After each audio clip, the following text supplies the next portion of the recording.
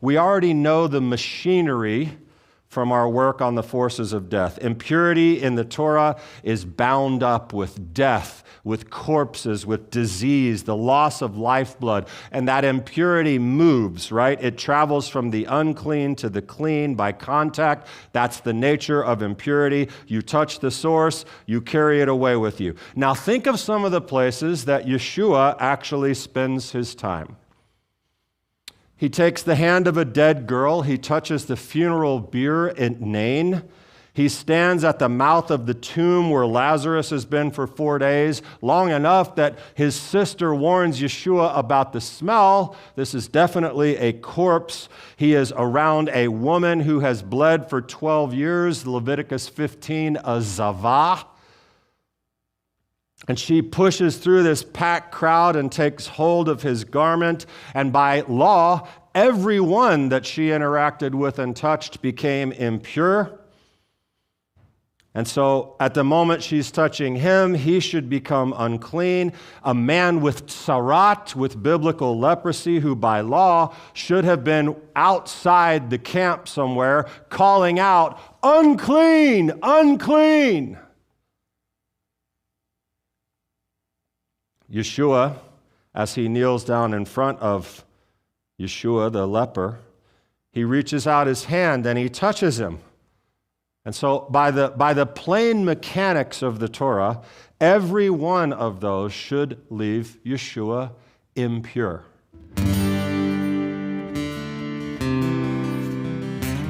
Someone recently asked me a difficult question. Actually, it's a difficult person who asked me a difficult question. It's Darren Huckey.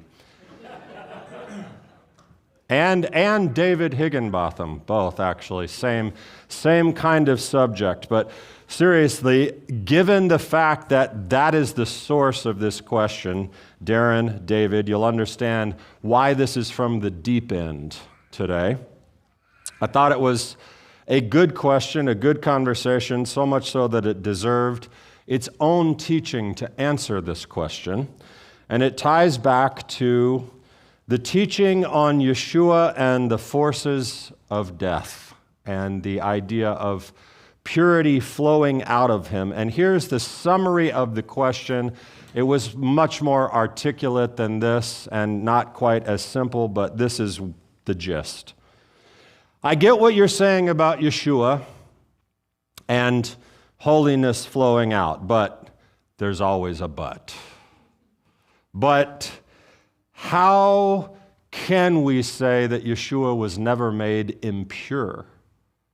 How can you say that? He was a flesh and blood human being living under the Torah. He touched the dead. He stood next to people called unclean. He spent his days surrounded by exactly the conditions that Leviticus says transmit impurity everywhere. So if we're really taking Yeshua's humanity seriously, and we are, surely he contracted impurity the way that any of us would. And if he did, then surely he went to the temple and through the Torah's previously, through the purification space, that necessary process to be able to walk into holy space.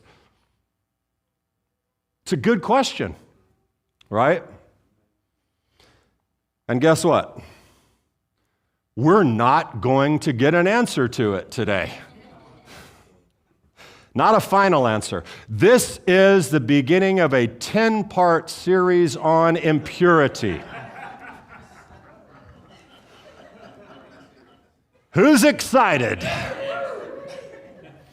This really will be the last bit of impurity we tackle for quite some time after the last 14 weeks of our lives spent in this topic. But this is a good way to go out. And it's not even an epilogue, and it's not part of atonement. It's just a bonus. It's just fun. We're going to wrestle through some considerations today. But the answer truly will only be found when Messiah comes and explains it all. That's the great Talmudic escape clause. When you do not know the answer to a question, we simply defer it to Messiah.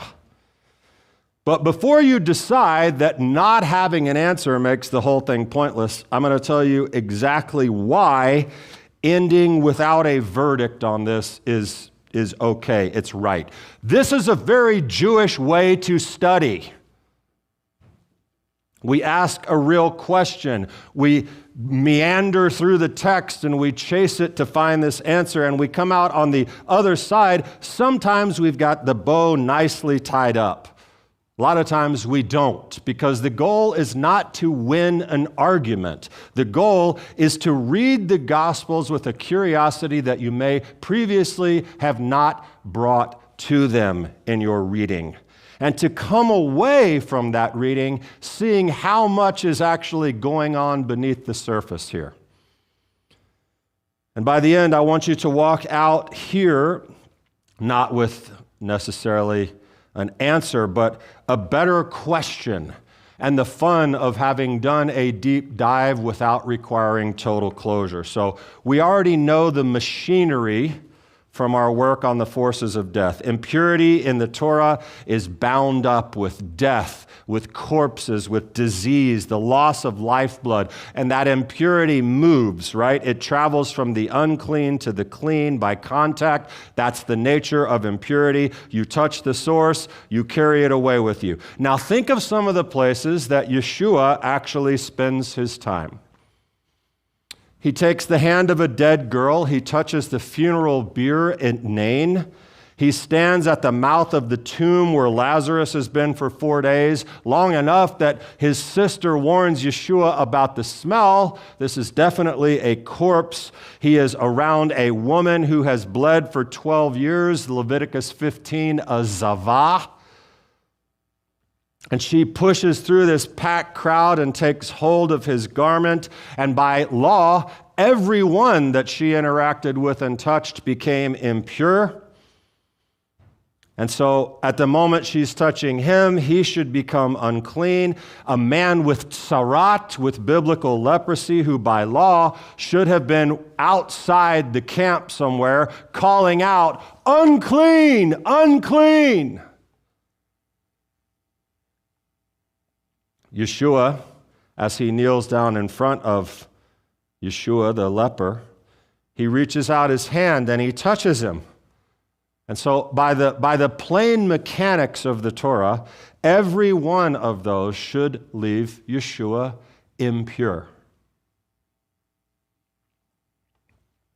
And here's what you saw when we already studied this. It doesn't happen that way, actually. The dead girl wakes up. The man on the funeral bier sits up and speaks. Lazarus walks out of the tomb. The woman is healed in an instant. And Mark tells us that Yeshua felt the power go out from him. Go out from him. The man's tsarat, it leaves him. He's clean. Every one of those impurities should flow from the source out, the way it always does, from the dead and the diseased to the living and the well. But in every one of those, it goes the other way. Life, healing, cleansing pour out of Yeshua. So we have this opposite flow. But regardless of that, the question remains, did Yeshua become impure? And the easy answer is to say what has been said for a whole lot of years. Seriously? He didn't care about all that stuff. Give me a break. Haven't you read the Gospels? He came to get rid of all that. And by the way, he's the Son of God. Why would you even ask that question? We're going to move past that dismissal for a ton of reasons that you can work out on your own from what we know about Yeshua and the temple and Judaism and in the Torah, but in a way we'll actually come back around to it at the very end. So let's consider some unique things about impurity in Jewish thought.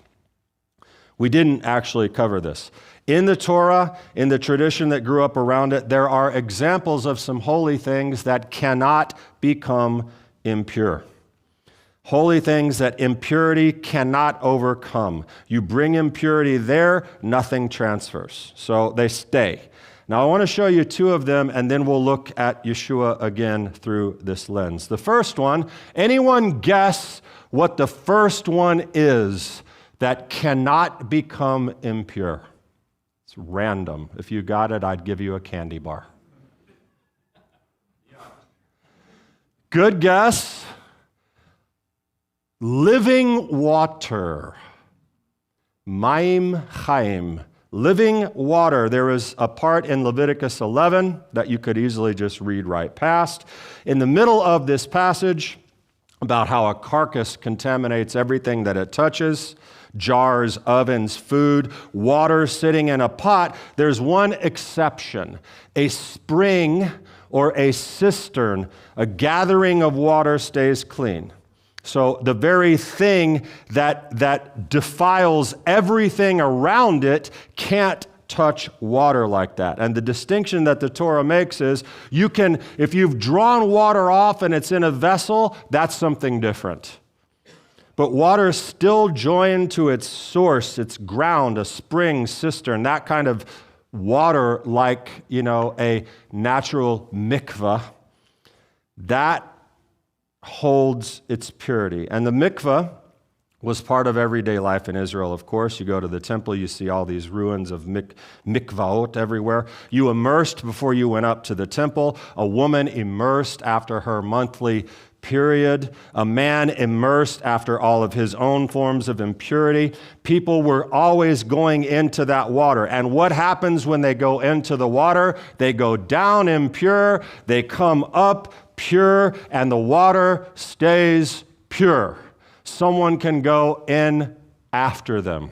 There's no purification process for the water. The unclean meets the living water, and who wins? The water wins.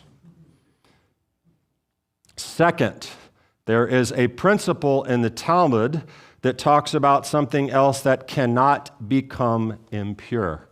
I'm going to give you a good opportunity to guess this one.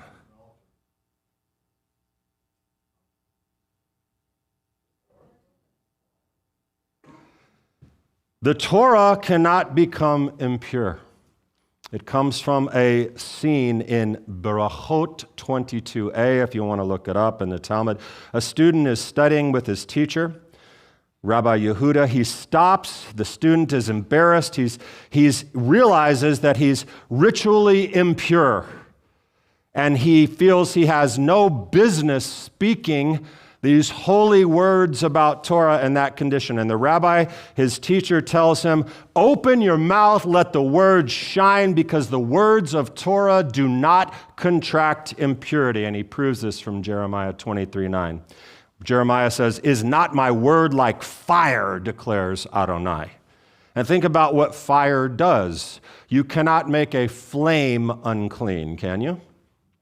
No. Take something defiled, rotting, you set it on fire, the fire burns it up and doesn't change, it's consumed. The impurity is gone, the flame burns on. That, says the rabbi, is what the words of Torah are like. Impurity comes near them, finds nothing to take hold of. This later became settled law regarding the Torah scroll. Maimonides puts it into his code of law. Every ritually impure person, the menstruating woman, the nidah, he even goes so far as to say, even Gentiles can touch the Torah scroll and it does not become impure. He's not talking about you. He's talking about godless, pagan, worshiping people. But the point is, that was a very, very high level of impurity. Now you think about that. These are people that the system is designed to keep at a distance from holy things. But they may pick up a scroll, they may read the Shulchan Aruch, a code of Jewish law, says that. The only real rule, and it's just kind of out of decency, is that you should wash your hands before you touch the Torah. That's just because it's holy. You can't make it impure. It's just polite. Okay? So we have our two things. What are they? Living water which cleanses cannot be defiled, and the words of Torah, the Torah which cannot be defiled. Two holy things. Impurity can't get there. Water and word. Can you make any connections in your mind right now? I'll help. Open the Gospel of John. John, as you know, has this weird, mystical, crazy, Kabbalistic kind of opening where he's talking about all these unique concepts. In the beginning was the Word was with God, the Word was God, the Word became flesh and lived among us. That Greek word is logos. The Jewish ear in that century had the Aramaic meaning of memra behind it. And we know from Jewish understanding of the memra that the translations, the scriptures were read in the synagogue. And when God acts, when God creates, when God speaks, when God meets his people, the text again and again refers to this as the memra, the word of the Lord, the word as God's own presence and action in the world. That's the category that John is referencing in his prologue. Are you with me or did I lose you? Okay, good.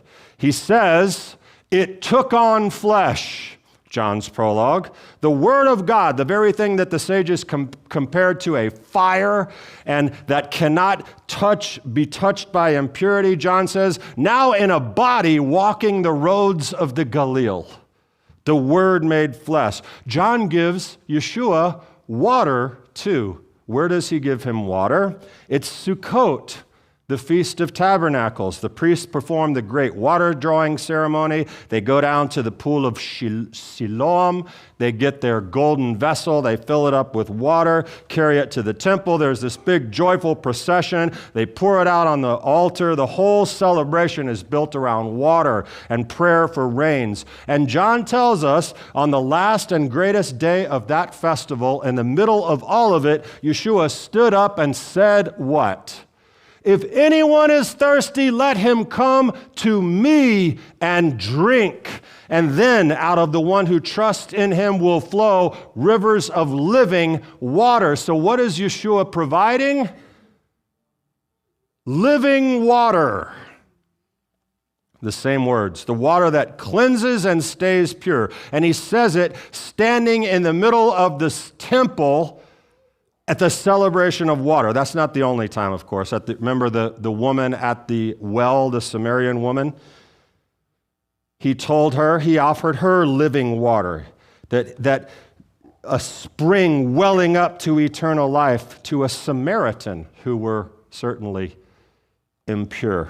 The disciples didn't want him talking to her. So here's the connection. The two things in Judaism that impurity cannot overcome, the Word and the living water, are the very two images that John connects to Yeshua. The Word made flesh, the living water flowing out of him. We called that, if you remember, contagious holiness that he had, right? Contagious purity. Holiness that doesn't back away from unclean, it moves toward it. So, it would seem, would it not, that two things in Judaism that cannot contract impurity, word and water, the very two things that define Yeshua, might hand us the answer as to whether or not Yeshua could contract impurity. So back to the question, because we still have not answered it. Did Yeshua become impure?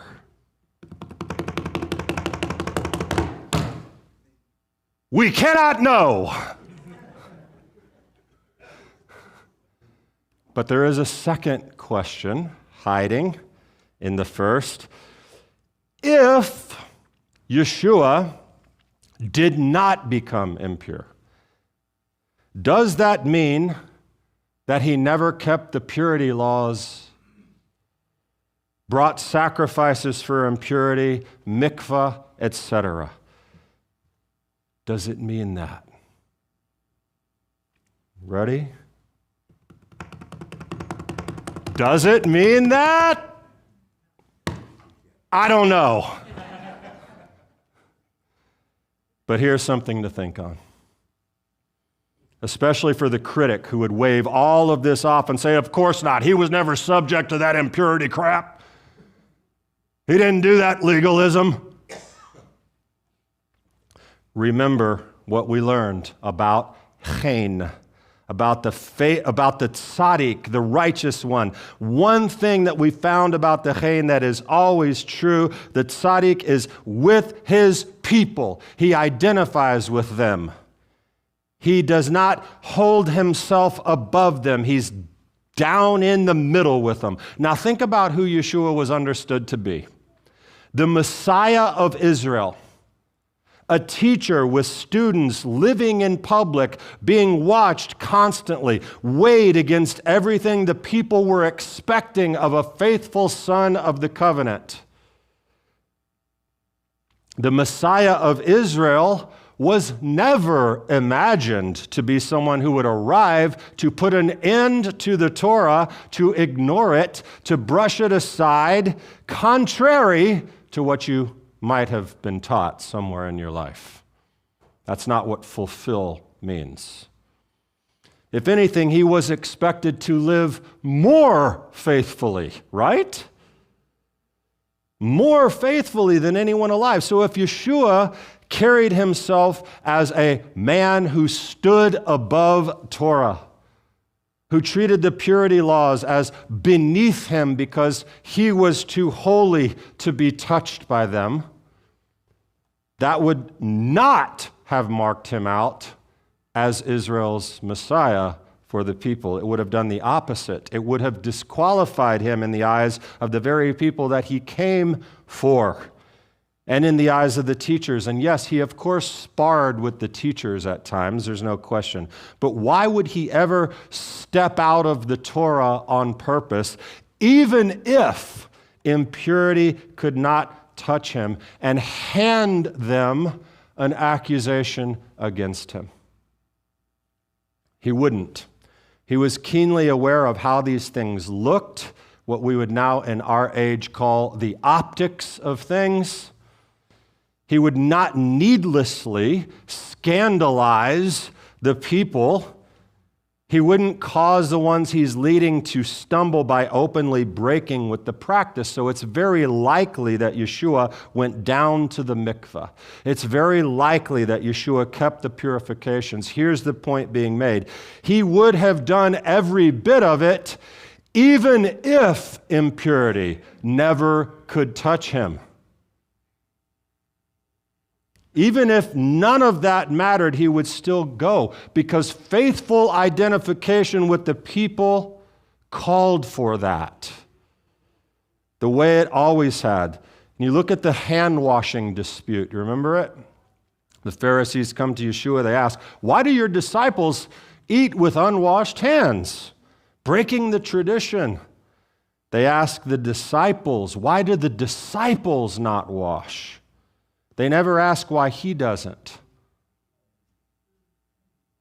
And remember, that was not even a command of the Torah. That was a custom that had grown up around the Torah to wash before eating like that. Yet, even here, we see that accusation, Yeshua, it goes right around Yeshua. They're not accusing him of that. Yeshua keeps the practices of the people. And look what he does, of course. We talked about this. When he cleanses the man with sarat, the healing, the healing has already flowed out of Yeshua. The man's whole. And what does Yeshua tell him to do? Go and offer a sacrifice, offer for your cleansing. So he sends the man into the Torah's procedures for the Metzorah. He does not say, don't worry about all that. Listen, you've been close enough to me. I am completely pure, above all impurity. Don't pay any attention to that legal stuff. That's not important. He honored the Torah's way. John at the Jordan River now can make some more sense to us in this scene when Yeshua comes to be immersed. And what does John do? He's like, whoa, dude, what are you doing? I should be baptized by you. I should be immersed by you. And Yeshua answers him and says, let it be so now to fulfill all righteousness. He steps into the water to stand with the people in the same water that all those people who were in need of baptism for the repentance of sins had stepped into. But he didn't need that. That same instinct, though, that thing of that would carry him also, I would say, to the mikveh, to the temple, through the purifications, regardless. So we can say, well, let's ask, would he have kept the purifications anyway? Gone down to the mikveh, gone up to the temple for the sake of his people and his mission. Would he? Well, the Gospels never tell us. They never pause to ask whether he needed the waters of the red heifer because of his corpse contamination or any of that. They're simply not interested in settling that for us. But everything about the way he carried himself says very possibly, even probably. It's hard to make arguments from silence, but here's what we know for certain. Yeshua was no ordinary man walking the streets of Jerusalem, the roads of the Galilee. Holiness came off of him. Life came off of him. Everywhere he met, death and disease were executed. Everywhere. The flow ran the other way. Life, cleansing, restoration. And at the very same time, we know him as the observant Jew that he was. So, is our question settled? This is unfortunately not one of those times where I get to do the cute little thing about, what's the answer? Is it this or this? Yes. You know, the whole Jewish thing that I love to make that. It doesn't work here because we still don't know. And the honest answer is what I gave you at the beginning. We will know when Messiah comes and he explains it all. And this is not a hill to die on anyway, but as I love to do, it gives you some food for thought. Maybe something you never even thought of, and content for discussion, especially with the people who would think you're crazy for even asking the question. So what do we do with it? We just tuck it away. One more amazing thing to consider about Yeshua, the one out of whom living water flowed, the Word made flesh, the master over the forces of death, and a faithful, Torah-keeping, temple-honoring Jew, the Messiah of Israel and the cosmos. And it's just one more way to get more out of the Gospels than words on a page. Got it? Shabbat Shalom. I'm Darren with Shalom Macon. If you enjoyed this teaching, I want to ask you to take the next step. Start by making sure you're subscribed to our channel. Next, make sure you hit the like button on this video so that others know it's worth their time to watch. Last, head over to our website to learn more about Shalom Macon, explore other teachings and events, and if you're so inclined, contribute to the work that we're doing to further the kingdom. Thanks for watching and connecting with Shalom Macon.